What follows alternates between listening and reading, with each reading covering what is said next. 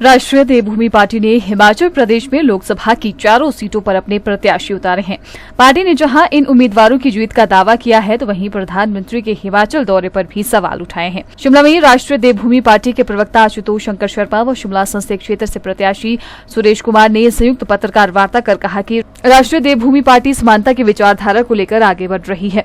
आज युवाओं को रोजगार नहीं मिल रहा है और देश की बड़ी पार्टियां मात्र खोखले वादे कर रही है।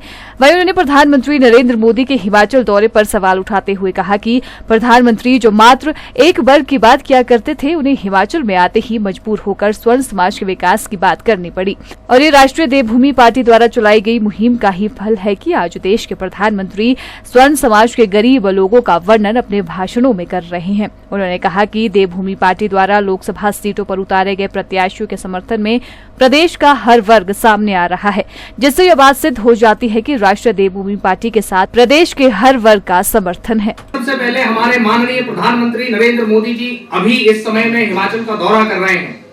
बड़े अचंभे की बात है कि वो व्यक्ति जो पूरे देश भर में घूम घूम कर केवल एक वर्ग की बात किया करता था, वो हिमाचल प्रदेश की धरती पर आते ही उनको मजबूर होना पड़ा यहाँ के सवर्ण समाज की बात करने के लिए। ये राष्ट्रीय देवभूमि पार्टी द्वारा चलाई गई 2022 से चलती आ रही मुहिम का फल है कि आज देश के प्रधानमंत्री को हिमाचल की धरती पर खड़े होकर के ये कहना पड़ रहा है कि सवर्ण समाज में ब्राह्मणों राजपूतों में भी कोई गरीब हो सकता है। और ये बात शायद भारतीय जनता पार्टी के तमाम कार्यकर्ता और बाकी लोग जानते हैं कि इस बार बांसुरी वालों का दबदबा है। ऊपर कुछ दिखाई दे न दे, लेकिन जमीन खिसक चुकी है और ये प्रधानमंत्री जी का जो भाषण है वो उस खिसकती हुई जमीन पर प्रमाण पत्र लगाता है। बात को आगे बढ़ाते हैं कि देखिए, राष्ट्रीय देवभूमि पार्टी पर सबसे ज्यादा ये आरोप लगता आया कि ये जाति का विरोध करने वाली पार्टी है या आरक्षण का विरोध करने वाली पार्टी है। अगर ये आ गए तो आरक्षण को समाप्त कर देंगे। आज इस खुले मंच से मैं कहता हूं राष्ट्रीय देवभूमि पार्टी की ओर से कि हाँ, हम लोग आरक्षण विरोधी हैं। क्यों हैं वो भी मैं बताता हूं। आरक्षण के नाम पे जो बंदर बांट इस देश के अंदर पिछले 75 वर्षों में चली आ रही है, हम उसके विरोधी हैं।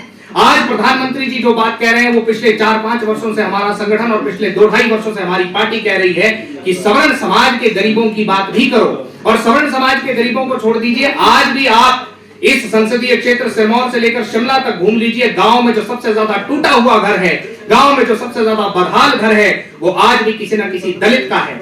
हम आरक्षण देंगे, जो आता है सब कहते हैं हम आरक्षण देंगे, हम आरक्षण को बढ़ाएंगे, लेकिन ये कोई नहीं सोच रहा कि 75 साल बीतने के बाद भी भारत के सुप्रीम कोर्ट को यह कहना पड़ रहा है साल 2020 में 5 जज बेंच को यह कहना पड़ रहा है कि आरक्षण जिन लोगों के लिए था उन तक पहुंच ही नहीं रहा है।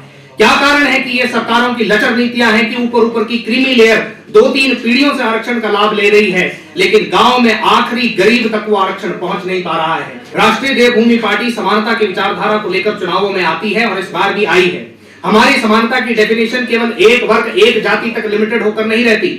हमारी समानता की डेफिनेशन में ब्राह्मण राजपूतों के गरीब बच्चे तो आते ही हैं, लेकिन साथ में वो दलित गरीब भी आता है जिसने आज तक आरक्षण के नाम पर कुछ देखा नहीं है, जिसका मलाईदार तबका उसका ही अधिकार खा गया है। हम उसकी बात करने वाले लोग हैं और प्रमाण है हमारे साथ अनुसूचित जाति से जो हमारे कैंडिडेट इस बार हमें प्राप्त हुए हैं और जिस तरह का समर्थन हमें इस जाति से मिल रहा है वो समर्थन अभूतपूर्व है। आज तक जितने भी सांसद बने हैं, क्या वो आपके वोट देकर खड़े उतरे हैं? जो पिछले हमारे सांसद रहे हैं पूरे 5 वर्ष, उन्होंने अपना चेहरा नहीं दिखाया है। क्या आप ऐसे नाकारा लोगों को अपना नेता चुनेंगे? मैं नेता नहीं बनना चाहता, मैं एक सेवक बनना चाहता हूं। मैं धरती से जुड़ा हुआ हूं, एक गरीब परिवार से आता हूं और मैंने अपने क्षेत्र में घूमकर जो स्थिति देखी, तब मेरे मन में ये विचार आया कि आज तक इतने सांसद बन के आए हैं और वो सांसद आज तक क्या किया उन्होंने। हमारे पिछले सांसद मिस्टर सुरेश कुमार कश्यप 5 वर्ष तक जनता को चेहरा नहीं दिखा पाए और आज वो सामना नहीं कर रहे हैं। मैं जहां भी जाता हूं, जनता का एक ही खुशी है कि हम थक गए। कांग्रेस बीजेपी, हमें तीसरा विकल्प चाहिए था। हमें अब बांसुरी मिल गई है, अब हमें बांसुरी बजानी है और हमें शिमला क्षेत्र से भरपूर सहयोग मिल रहा है और हम शिमला सोलन सिरमौर की विकास के लिए आगे बढ़ेंगे। मैं वचन देता हूं आपको, पूरे 5 वर्ष आपके साथ बना रहूंगा। आपसे मुद्दे पूछूंगा और उन मुद्दों का हल करूंगा।